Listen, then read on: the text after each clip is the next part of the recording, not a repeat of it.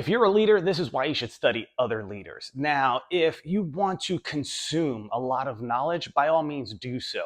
But you're going to have to learn from certain leaders if you want to be great. What do I mean?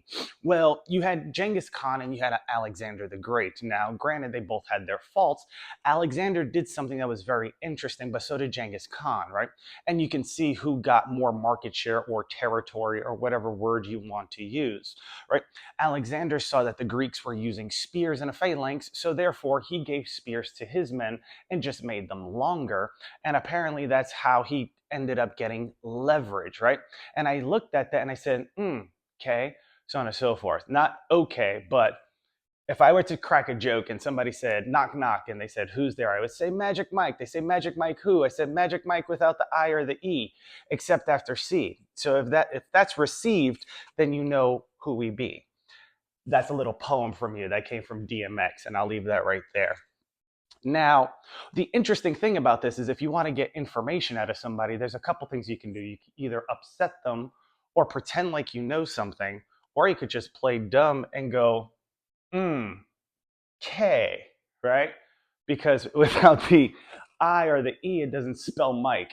Anyways, if you haven't been to an EDC concert, I heard Miami is bumping these days with Ultra and a couple other things out there. But, anyways, one of the things that I learned from Genghis Khan was that he accepted everybody. And the reason why was because, well, you do know he had Silk Road, and in the digital world, we had one of those. He accepted everybody. And the thing is, the reason why was because after he conquered them, he wanted to learn their ways. Why? Because in Sun Tzu, Art of War, well, you have to know your opponent as you know yourself. And if you're going to enter into the opponent's mind and put yourself in their shoes, then you realize that this is more of a mental game than anything else. Because, well, the game of the mind is one of mastery, one you cannot see and one you cannot control, right? See, the I is invisible and so is the E, just like electricity, but you still believe in the force if you were to stick your finger while it's wet into a socket, because you will feel something, although you won't see it, because you were interested, right? So, because you were interested in something and you wanted to touch and you wanted to know, how do you spell know? Well, that's with a K. Well, then you needed to get some type of, well, feedback. Well, that feedback, depending on the situation, can either be, well, a shock to your system. This would correlate to, well, electricity, so on and so forth. Other people know this as emotions, right? So, you could say a lot of things. However, when somebody is trying to test you or press your buttons and things like that, let them keep talking because, well, how do I say this? In the world we live in, they were always taught what to say and how to express themselves with certain words, but because much thought wasn't put forth, if somebody says something to emotionally disrupt them and trigger them, it changes their motivation. They forget what they know and they lack interest in understanding. So we shock them emotionally, right? We make them care less about what they know. Then, well, now we just got to work with their interest, ideology, or whatever, so on and so forth. And then now we work backwards to, well, motivation. And now when people ask me questions and I try to tell them the truth and they're like, yeah, no, that didn't happen. I'm like, okay. No, that didn't happen. Okay. And then, of course, sometimes I go, mm-hmm, like a therapist would or a psychologist, right? They would study, so on and so forth. They would listen to understand, and then they would try to guide you along the way. I'll give you an example. I was hanging out with a friend of mine, and I bumped into a gentleman. And because people in North Carolina like to be funny, and let's just say I had an eighth grade teacher after 9/11 tell me something because she was very confident. And I said, in New York, where our schools are, I said, we're a little bit faster than you guys down here. And she said, oh, yeah, well, then what's this? And I said, I don't know because I never studied that. She goes, well, if you're supposed to be faster than us, how come you don't know this? And I was like, that's interesting. See, because in the schools I came from, when you got in trouble, you went straight to the principal. Down here, well, there's like a whole process. They give you benefit of the doubt, blah, blah, blah, blah, blah. No, if you got, you got caught, so on and so forth. You went and saw the principal because you were in trouble, right? Down here, you have, well, I'm going to go talk to the teacher gets somebody else to talk to you, somebody else talks to you, then you have the assistant principal that comes to you and says, hey, how can I help you, with your schedule and things like that. Then you have all these other things like the superintendent, so on and so forth, etc. By the way, if you didn't see lesson 9, the last lesson in creativity, please go check it out. And if you're getting any value out of this video, smash that like button. So what I'm trying to say here is if you don't understand what it is that you're saying or what you're trying to get or what it is that you're trying to play with, you probably shouldn't play with it, or you should play nice. Why is that? Because everybody in the beginning has a type of motivation that drives them to do something, right? That develops their interest, right? So on and so forth, etc. If I were to break this up like cash flow quadrants, right? Since people don't understand what money is these days, you have your motivations, then you have your interests, right?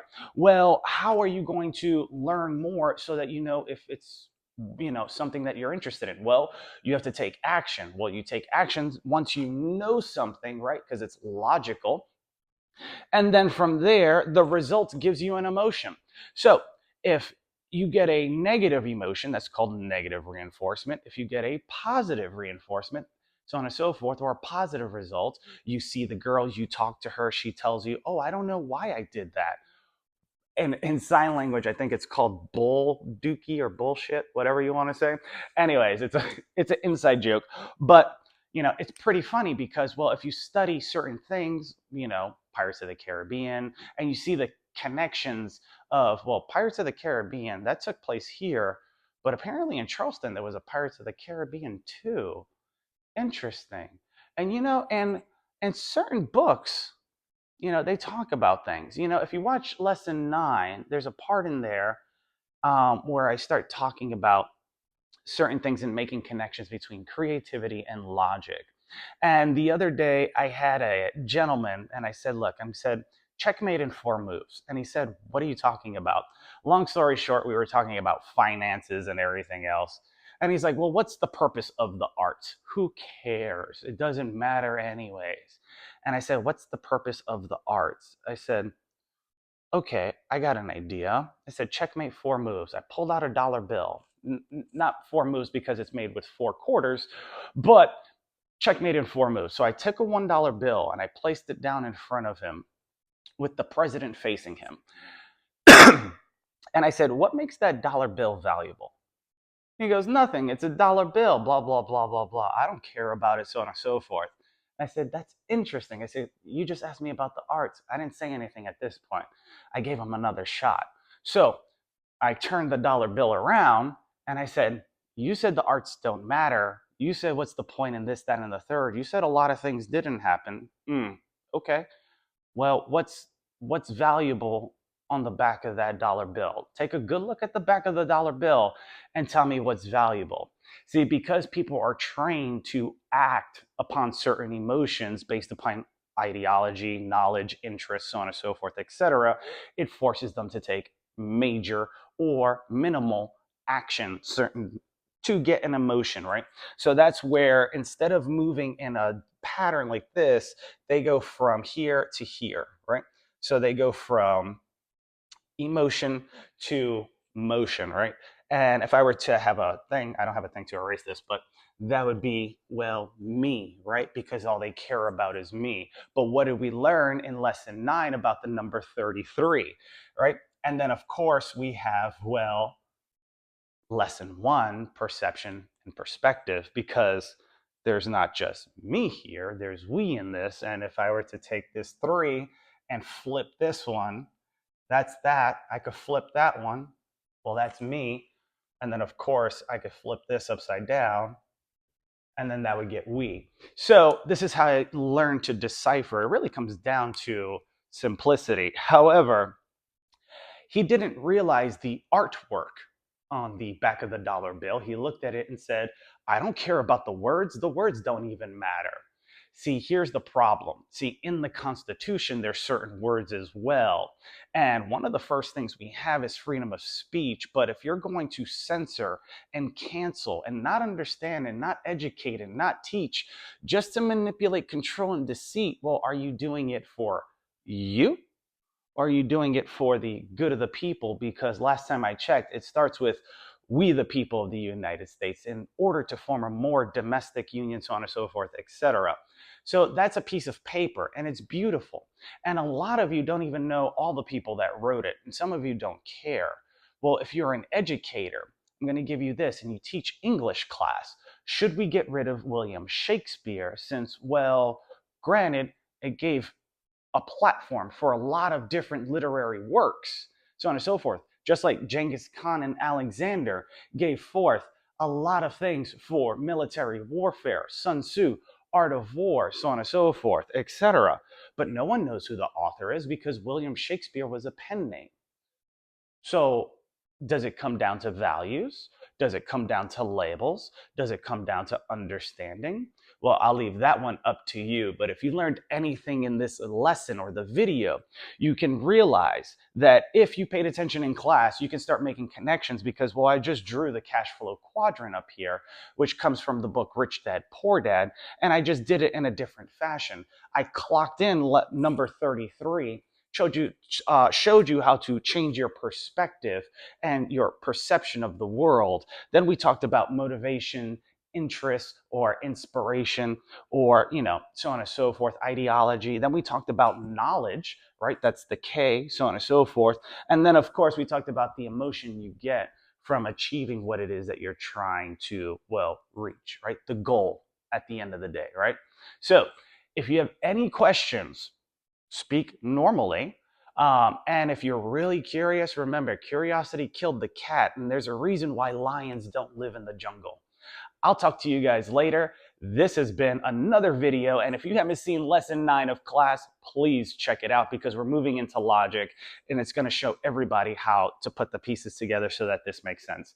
Take care. Have a great day. Mwah. Bye-bye. Bye-bye.